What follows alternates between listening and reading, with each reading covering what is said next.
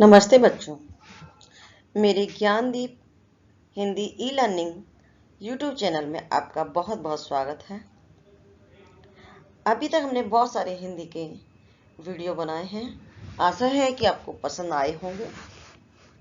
आज हम फिर एक नया वीडियो बनाने जा रहे हैं और जो कि हमने महाराष्ट्र बोर्ड कक्षा 6वीं से लिया गया है।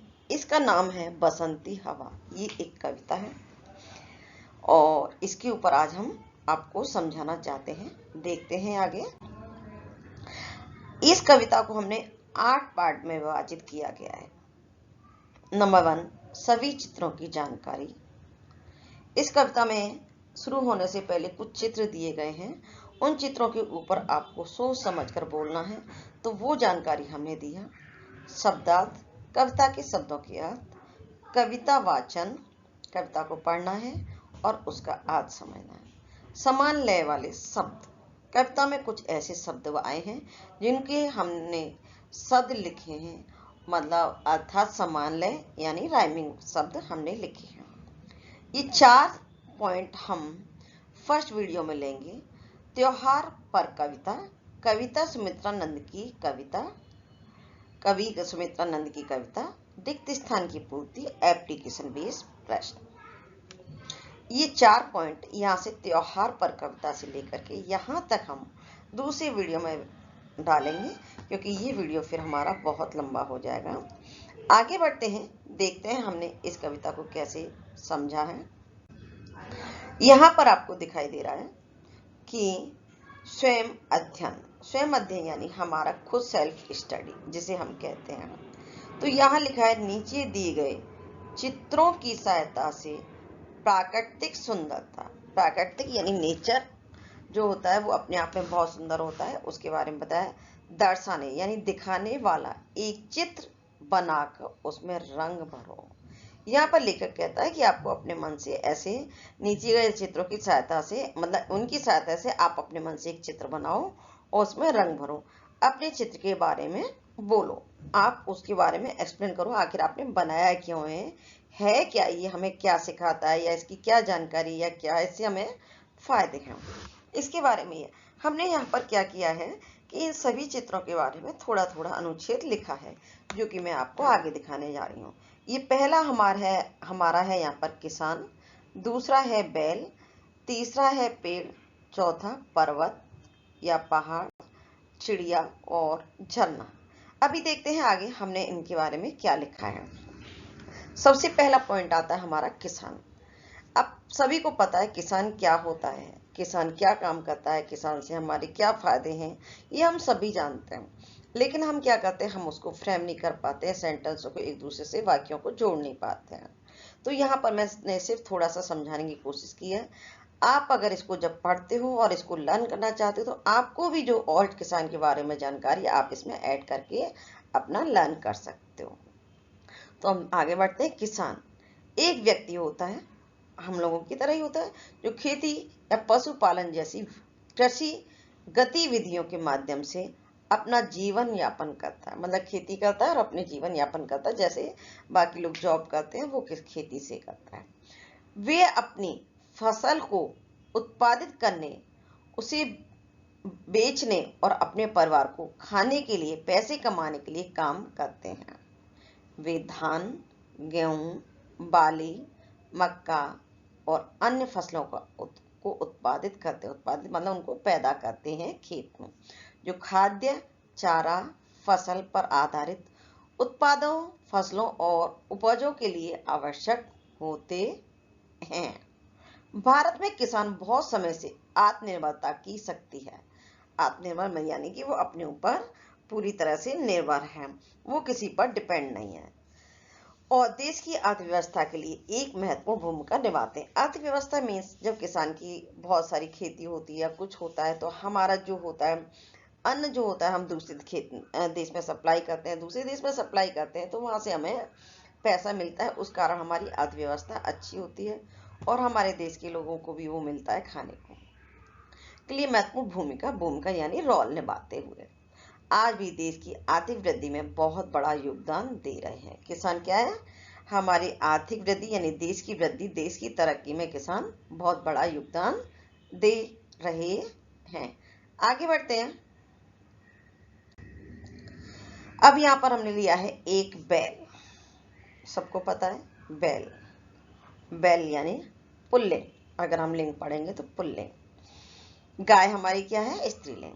बैल एक जानवर होता है जो ज्यादातर खेती के कामों में प्रयोग किया जाता है। भारत में बैल पहले से ही खेती में उपयोग होता रहा है। जो हमारे देश में इस तरह की साधनों की कमी थी, जो अभी इलेक्ट्रिक चलते हैं या पेट्रोल से गाड़ियां चलती हैं, ट्रक चलते हैं, बहुत सारी चीजें हैं खेतों में काम करने की। जब वो ये सब नहीं थे तो बैलों के द्वारा ही खेती में उपयोग किया जाता था, जिसे कहते हैं खेत। बैल हल जोतते थे, मिट्टी को सॉफ्ट बनाते थे, और ये खेतों में हल चलाने, खेतों में गेहूं और चावल जैसी फसलों में काम कर आता रहा है। इसके अलावा वे गांवों में अक्सर गाड़ियों को खींचने के लिए भी प्रयोग किए जाते हैं, जिसे हम बैलगाड़ी कहते हैं। वो एक प्लेस से दूसरी प्लेस पर सामान ले जाते हैं, या लोग क्या कहेंगे, बैलगाड़ी में बैठ करके एक स्थान से दूसरे स्थान पर जाते हैं, जिसे अपने साथी के रूप में माना। और बैल के मांस को भी खाया जाता है। भारत में बैल एक महत्वपूर्ण जीव है, जिसे आपने साथी के रूप में माना जाता है, जो कि खेती और गांव की जीवन शैली के लिए एक महत्वपूर्ण अंग है। नेक्स्ट देखते हैं हमने क्या लिखा है। पेड़ पर लिखा है। आपसे कहा जाए पेड़, तो आप तुरंत समझ जाओगे पेड़ क्या होता है, पेड़ से हमें क्या फायदा होता है, पेड़ कैसे होते हैं, कितने टाइप के होते हैं, बहुत सारी चीज पेड़ के बारे में जानकारी है, जो आप अपना अध्ययन अच्छे से कर सकते हो। पेड़ एक वृक्ष होता है। पेड़ और वृक्ष दोनों का मीनिंग एक ही है, जो बहुत ऊंचा और मोटा होता है। उसकी शाखाएं और पत्ते होते हैं। छोटा भी होता है, ऊंचा मोटा नहीं है, छोटा भी होता है, पतला भी होता है। वे धरती पर सबसे बड़े और सबसे दमदार जीवन प्राणी होते हैं, स्ट्रॉन्ग होते हैं, जो अपने साथ ऑक्सीजन उत्पादन करते हैं। मतलब ये तो सभी को पता है, पेड़ों से हमें ऑक्सीजन मिलती है और हम पेड़ों को कार्बन डाइऑक्साइड देते हैं। जीवों के लिए ठहराव के स्थान के रूप में काम करते हैं और जलवायु को संतुलित रखने में मदद करते हैं। मतलब हमारा जो एटमॉस्फेयर है, जो हमारी वायु है, एयर है, उसको बैलेंस करते हैं। पेड़ हमारी पृथ्वी के लिए एक अनमोल संपदा है। अनमोल संपदा, अनमोल प्रॉपर्टी है। वे हमारे जीवन के लिए बहुत महत्वपूर्ण होते हैं। इनके बगैर हमारे पर्यावरण की संतुलन गतिशील पर असर पड़ता है। पर्यावरण हमारे चारों तरफ के माहौल में संतुलन, जो बैलेंस बना रहता है, वो गतिशील जो होती है उस पर असर पड़ता है अगर पेड़ कम होंगे तो। पेड़ हमारे लिए फल, फूल और लकड़ी की आपूर्ति उपलब्ध कराते हैं। हमारे पास जिस चीज की कमी होती है वो पूरी करते हैं। ये आपको पता होगा, पेड़ से हमें फर्नीचर मिलता है, पेड़ से हमें ईंधन मिलता है, यानी कि हमारे जलाने के काम आता है। पेड़ से हमें कोयला मिलता है, पेड़ से हमें ऑक्सीजन वगैरह तो मिलता ही है। पेड़ हमारे लिए पेड़ पेड़ हमारे लिए फल, फूल और लकड़ी की आपूर्ति उपलब्ध कराते हैं, जो हमारी रोजमर्रा की आवश्यकताओं को पूरा करते हैं। रोजमर्रा यानी डेली की लाइफ की चीजों को। इनके अलावा पेड़ हमें शांति और सुखद वातावरण प्रदान करते हैं, जो हमारे जीवन के लिए बहुत आवश्यक होते हैं। हमें इनकी रक्षा करनी चाहिए ताकि हम अपनी सभी इन फायदों का लाभ उठा सकें, ताकि हम अपने लिए इन सभी चीजों का लाभ उठा सकें। अर्थात हम पेड़ लगाएंगे, उनका ध्यान रखेंगे, तो पेड़ बड़ा होगा, तो पेड़ हमें छांव भी देगा, बड़ा होगा तो लकड़ी भी देगा, फल भी देगा, ऑक्सीजन भी देगा, और साथ ही साथ वो हमें मेडिसिन भी देगा। तो हमें पेड़ लगाने चाहिए और उनकी रक्षा करनी चाहिए। आगे पहाड़। अभी हम पहाड़ के बारे में जानकारी लेंगे। पहाड़ या माउंटेन एक ऊंची स्थिर संरचना होती है, जो धरती के ऊपर ऊंचाई पर खड़ी होती है। ये बहुत बड़े और विस्तृत होते हैं। पहाड़ बहुत खूबसूरत होते हैं और दिखने में बहुत आकर्षक होते हैं। ये धरती की सबसे बड़ी स्थिर रूपांतर होते हैं। और उनमें बहुत सारी प्राकृतिक विस्तार होता है। प्राकृतिक विस्तार मतलब नेचर का बहुत बड़ा फैला हुआ होता है। पहाड़ों में हमें बहुत सारी बाग, बगीचे और नदियां मिलती हैं, जो जीवन को जारी रखने में मदद करती हैं। इनके अलावा पहाड़ हमारे लिए प्राकृतिक संसाधनों की आपूर्ति उपलब्ध कराते हैं, यानी कि जो साधन हमारे पास कम है उनकी पूर्ति करते हैं, जैसे कि शीतल पानी और लकड़ी आदि। हालांकि पहाड़ों के बने रहने के लिए उनकी संरचना और पर्यावरण का संतुलन बहुत महत्वपूर्ण है। प्रकृति के साथ साथ हमें उनकी रक्षा करनी चाहिए ताकि हम उनके सुंदर दृश्यों और प्राकृतिक संसाधनों का लाभ उठा सकें। आगे बढ़ते हैं।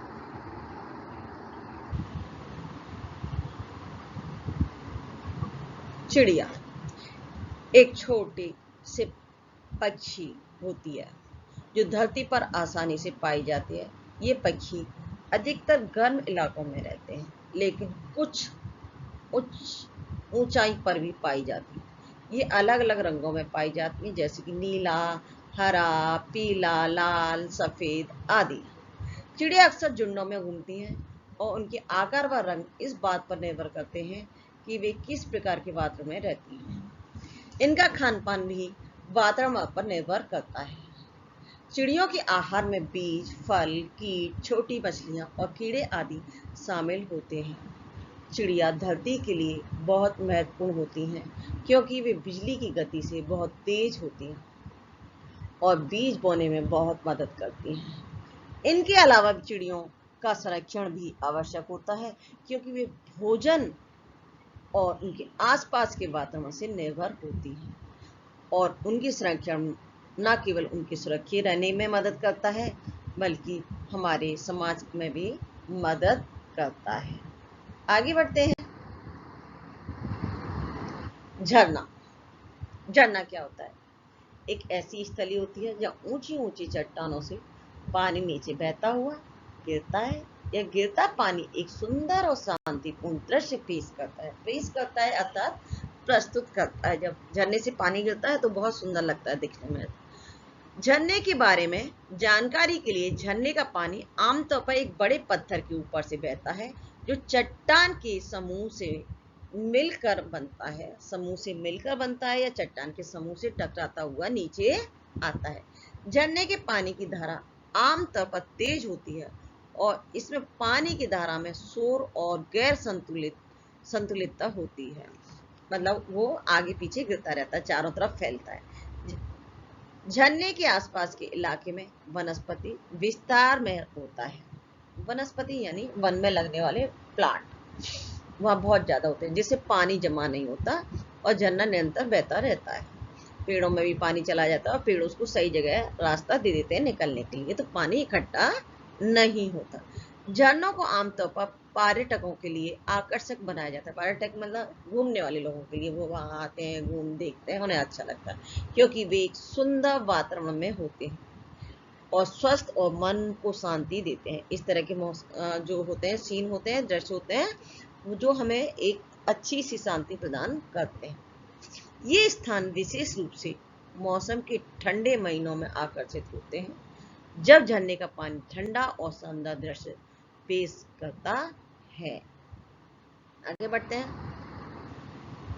ओके, अभी हम यहाँ पर इस स्लाइड में देखेंगे कविता के शब्दार्थ।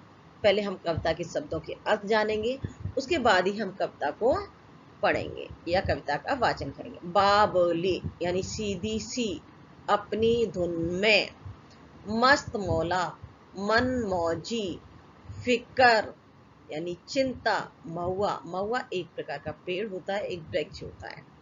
झकोरा, झोंका यानी हिला देना, बहुत जोर से किसी चीज को हिला देना। पहर यानी प्रहर, प्रहर यानी समय। अलसी यानी सरसों, तिलहन के प्रकार। सरसों होती है जो हम मस्टर्ड ऑयल जो खाते हैं या किसी सब्जी में डालते हैं और उसका ऑयल भी सब्जियों में डालते हैं, इसके बीड्स भी होते हैं और ये ऑयल भी होता है। कलसी यानी गगरी, जो घड़ा होता है, पॉट होता है जिसमें हम पानी भरते हैं। आगे बढ़ते हैं। यहाँ आपको कविता दिखाई दे रही है, अभी हम कविता का वाचन करेंगे। कविता यहाँ अपने बारे में बात कर रही है, जिसे हम कहते हैं एक तरह से आत्मकथा। वो बता रही है मैं कैसी हूँ, मेरा व्यवहार कैसा है, मेरा स्वभाव कैसा है, मैं क्या क्या करती हूँ। कविता अपने बारे में यहाँ बता रही। हवा हूँ हवा में, हवा में हवा हूँ, हवा में मैं हवा हूँ, बसंती हवा हूँ। मैं किस प्रकार की हवा हूँ? बसंती, एकदम दिल को अच्छी लगने वाली। सुनो बात मेरी अनोखी हवा हूँ। वो कह रही है सब लोग मेरी बात सुनो, है मेरे को पहचानो, मैं अनोखी निराली सबसे अलग हूँ। बड़ी बावली हूँ, बड़ी मस्त मौला। बावड़ी मतलब अपने मन की हूँ, सीधी सादी हूँ और मस्त मौला हूँ, अपने मन में मस्त रहती हूँ। नहीं कुछ फिक्र है बड़ी ही निडर, मुझे किसी चीज की कोई फिक्र नहीं है, कोई चिंता नहीं। और निडर हूँ, निडर मीन्स मैं किसी चीज से डरती नहीं हूँ। डर का विलोम शब्द निडर। जिधर चाहती हूँ उधर घूमती हूँ, मेरा जिधर मन करता है मैं उधर घूमने चली जाती हूँ। मुसाफिर अजब हूँ, मैं अजीब तरह की मुसाफिर हूँ। मतलब मुसाफिर मीन्स इधर उधर घूमने की, मेरा मतलब कोई ठौर ठिकाना कुछ भी नहीं है, मैं कहीं भी जा सकती हूँ। हवा हूँ हवा में बसंती हवा हूँ।